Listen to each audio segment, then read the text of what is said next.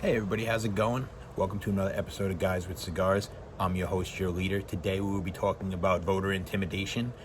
Does Obama want Trump to win the presidency?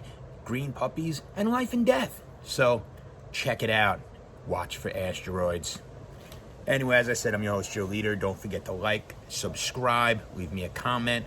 Go to yourleader56@hotmail.com if you want to send me a little, so whatever it is you're thinking, I don't care. I'll always put it on. It doesn't matter one way or the other.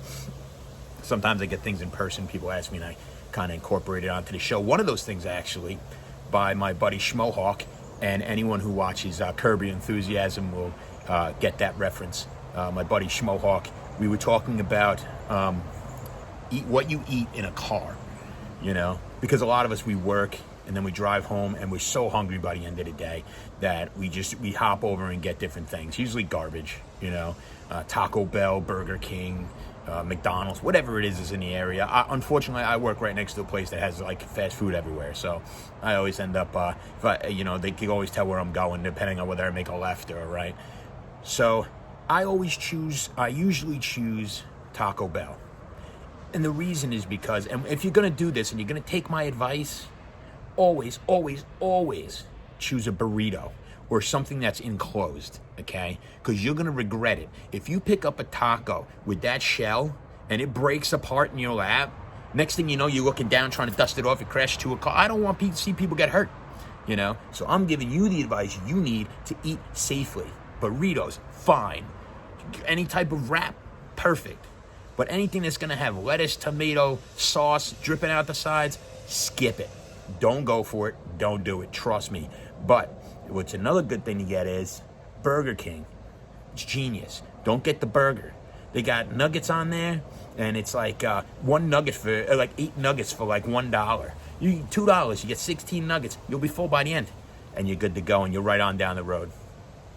But that's just some guy advice, some friendly advice between me and my audience that I like to share. All right, don't go and get like something you need a fork with. Don't waste your time pulling over to the side of the road. Just grab and go. Grab and go. So that's my first advice. But what I was saying before is, does Obama want Trump to win? And what I mean by that is, I was listening to him speak on the TV, and he was saying how Trump inherited Obama's economy, that everything was going great, and Trump inherited it. Well, let's go on that premise and say that that's 100% accurate. And I'm sure the Obama people and the Democrats or whatever are sitting at home going, yeah, that's right. Okay, cool. Got it. So he maintained it for 3 years, and it's going well because it has to be going well, because you're not going to sit there and say, what a great economy it is and how it's your economy if it was going bad. You'd be like, I had a great economy and he destroyed it. That would be a better thing to say. It would make more sense. But he's not saying that. He's saying that the economy we have or had before Corona was his economy. But that was 3 years ago. So if you have an economy going on for 3 years and everything's going well, whether you like the person or hate the person, why would you want to switch? You don't touch the money. You just leave it. Okay, I'm not going to touch this because it's working for 3 years. I'm not going to go, hey, you know what? That economy I put into place has been working well for 3 years. Let's throw someone else in there and see if they can screw it up. Doesn't really make any sense. I would just be like, you know what? Everything's working really well. Let's just continue down this path and see where it goes until he can't maintain it anymore. Then you go, okay, well, this is not working, obviously. Let's get somebody else in there. That is called common sense. That's something that I would do. I'd be like, well, everything's going well, so let's see what's going on. And I'm not talking about the coronavirus, and I'm not talking about whether or not the president is wearing a mask, because the majority of them don't wear masks. It's just the way it is. They have people that get tested on a daily basis. They're normally 6 feet apart. And really, I'm not listening to the president of the United States to find out anything. I mean, am I going to go on TV and go, oh, what is Trump saying? Should I wear, I don't have to wear a mask today. Oh, it's no mask day, everybody. No, nobody's doing that. I don't go anywhere without seeing people wear masks. And this idea, like, that Democrats wear masks and Republicans don't, show me them. Go into your job and point and think you don't have to literally point them out, I don't want to get in trouble. But, think to yourself, is that guy a Republican or a conservative? Is he voting for Trump? Is he not wearing a mask? I'm going to tell you, he's still wearing a mask. It doesn't matter whether you're a Republican, Democrat, Independent, whether you're going into 7-Eleven, they're not going to let you in without a mask, or at least a fight or an argument with somebody. It's like people act like Republicans don't wear masks, but that's just something they're telling you. Where do you see it? Show me, comment, tell me. I want to see it because I've never seen it. I know Republicans that wear masks. I had, where I work, usually there's not anybody around me. But when I go out and I do my thing, I was asked to wear a mask by a Republican. And I said, absolutely, no problem. I put on the mask. I've been doing it ever since. That's not a problem. I have no problem if it makes people feel comfortable or whatever to wear a mask. That's not the issue. But to then say that Republicans don't wear masks, I personally haven't seen it. If you guys have seen it, like I said, send me a comment. But we'll move on from that. Last time I was talking with my mom, and I'm glad you guys liked it. A lot of people went on and, watched what we did, and it was fun, And she enjoyed it as well. And, that's all that really matters. It's all about, me and my friends and everything, just having fun and letting you guys just see what we do.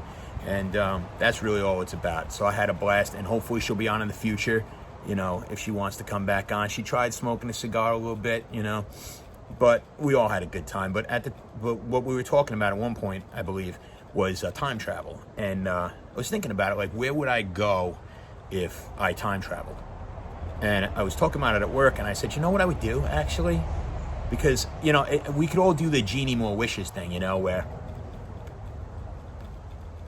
if I had a genie, I would just wish for more wishes. And that's like the obvious answer, like I would take like information from the future, bring it in the past, and make myself $1 trillion. Fine. Okay, fine. Aside from that, you know what I would do? I would take a radio, right? I'd get a whole bunch of double D batteries to put in it, because I don't know if they have electricity. I probably wouldn't go back to a place with electricity. I'd go back to, like, Little House in the Prairie, that kind of 1800s type of, and I would bring like a Pearl Jam CD, and I'd put it in there, right? And let him hear like Black or something like that, like, that's not Black, is it? Anyway, and then and just let their minds explode when they hear just sounds they've never heard before, and just see what they do. You know what I mean? You don't have to do it with a large group of people, because you don't want to be considered a witch and then, be burned at the stake or something like that. But you get like one guy who's like really cool, like the coolest guy in the 1800s, the guy that's like, reading a book on the side by himself while everybody else is playing with a tire or whatever it is they did back then. Didn't they do something with a tire and a stick or something? And whatever they did back then, playing with yarn, the little cat thing where they pull and when they're doing that and the other guy's reading a book, the guy who's dressed in all black, not paying attention to anyone, you bring him around the corner, you're like, hey, listen, psst, come here, you gotta hear this, and then bap, and see what happens. Just watch his head explode, man. That would be worth going back in the past, just for 5 minutes, and then be like, oh, guess what I just did? I'm out, and then be done. I'd come right back. I wouldn't stay. Who wants to stay in the 1800s? You know what I mean? You can't go backwards. But I think that's what I would do. So, hey, you know what? I just think of these things, and they just come out. I don't know. But, to go back a little bit, there's this thing I was reading about voter intimidation. And they were saying how there are people out there that are trying to intimidate people into voting for Trump or voting for Biden. I don't remember which one it was. I'm sure it's Trump. But trying to intimidate people to vote for a particular candidate. And that is one thing I don't really understand. I mean, if you're going to intimidate me to vote for somebody, wouldn't you need to know who I voted for? How would you figure that out? I mean, say I'm walking, minding my own, here we go. Oh, I'm going to get my little sticker to show everybody that I voted. Okay, great. You stand online, and this guy's like, hey, listen, come here. You tough guy. Yeah, you. Vote Biden, or I snap your legs. And then I'll go, oh no, don't mess with, okay, I'll vote Biden. Then I go and I go, Trump. How would he ever know? How would he ever know? How can you intimidate someone without proving they actually did anything? I mean, how is that, unless they're sitting there, like, in the booth with you, how is it possible? How would they ever know you did or didn't? You could just vote for anyone. I don't know. But that's voter intimidation, and they're saying that it's happening all over the place. I think if we take a little time to ourselves and we think about these things, we're like, yeah, this isn't a cartoon, so it doesn't really make any sense how it kind of connects, you know? It doesn't really add up. But, hey, maybe there's something you guys know that I don't, you know? Who knows? Maybe I'm just talking out the backside of my whatever, but I'm just saying I don't see how that's possible. Oh, you know what was cool, actually? I saw this thing. Well, I don't know if it's cool, but... Sorry, I have to keep it lit. I saw this thing about this guy who had his boyfriend throw a party for him, a birthday party, but instead of a birthday party, he made it a funeral. And they had like a wooden casket, like a made wooden casket, and they had like people show up as though they were showing up to his funeral. And I saw that on the Golden Girls, for those who, you know what I'm talking about, who've seen the episode where Sophia pretends to be dead so her friends could come around and say how much they liked her and loved her and stuff like that. I think that's the basic concept. I don't know if they fooled anybody necessarily, but that was the idea. Birthdays are enough, you know, narcissism as it is. Do we really need to be doing that? You know, pretending that I'm dead so people can come around and tell me how much they love me and whatnot? It's like, I don't know. There's something ain't right about that. You know, just have some cake and then send people home. Don't let... The guy laid in the coffin while people came up and said nice things about him. That to me is weird. That to me is straight up weird, man. Who wants to do that? Who wants to pretend they're dead? It's awful. People just have nothing to do, I think. They just get bored. And they just say, hey, you know what? I bet I can do something that'll be freaking really weird, and we could videotape it. Oh, wait a minute. Other than me, because this is not weird at all. But anyway, yeah, no, I wouldn't do that. I couldn't imagine what would even go through your mind to do that. And the guy was excited, like it was a great idea. I don't get it. There's some weird stuff out there, man. I saw this one thing about this puppy, and they had a male and a female puppy, and they had babies, they had a litter of babies, and both of them had white fur. And when the babies were born, one of the babies came out green. And it's like one of these things, very rare. It almost never happens. But in the womb, there's some type of, I'm not a doctor. I know you guys don't know that. I would have called myself Dr. Euroleader 56. But anyway, I'm not a doctor, but there's a chemical that's released. And sometimes because they have a bunch of puppies, if one of them is too close to something, it turns it green, and then boom, this thing turns out green. It was really crazy. If you guys get a chance, it was in Italy, of the puppy turning green, man. It's really crazy. But the cool thing is none of the other puppies had a problem with the fact that it was green. They were just like, hey, you know what? It's a green puppy. We all do our thing and then move on with the rest of our lives. You know, they were all sharing the mother's feeding thing that she does and all that, and all went well, you know. And I think, hey, maybe we can learn something from puppies. Who knows? Speaking of which, I hope I get my puppy soon, because I do have one coming. You know, it hasn't been born yet, but we already have a name. Just kind of weird. But it's one of these, like, gender-neutral names. So whether it's a boy or a girl really doesn't matter, because in the end, you know, it'll all work out. I'm going to let you guys guess as to what you think my dog's name is going to be. I actually gave it the middle name, and I'll give you the middle name later. But what gender-neutral name do you think this dog would have? I think it's gender-neutral. Maybe it's not. Either way, I guess my wife thinks that it is. But give it a shot. Tell me what you think the name of the dog is going to be.